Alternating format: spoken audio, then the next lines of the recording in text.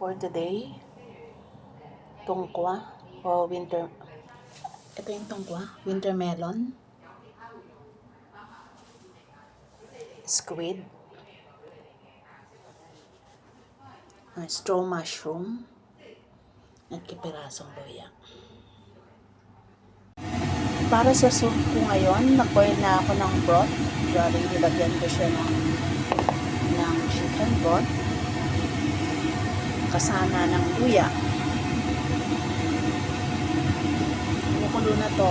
Pakuliin mo siya. Tapos pwede mo nang ilagay yung winter melon.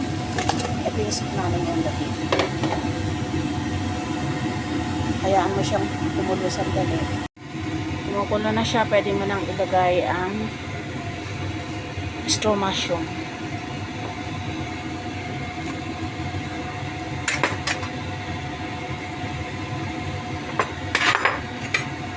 Haluin mo lang siya at hayaan kumulo ulit.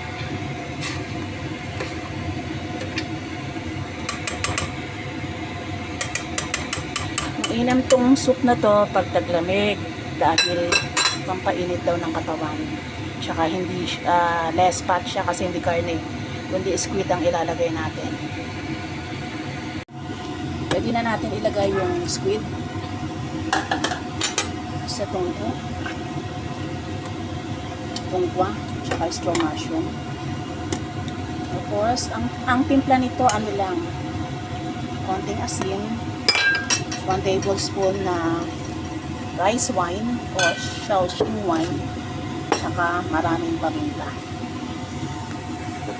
Ito yung wine, paminta.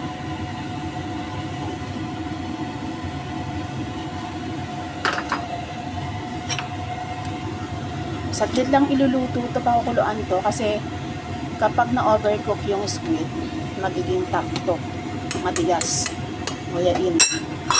Ayan na, finished product ng winter melon soup with squid.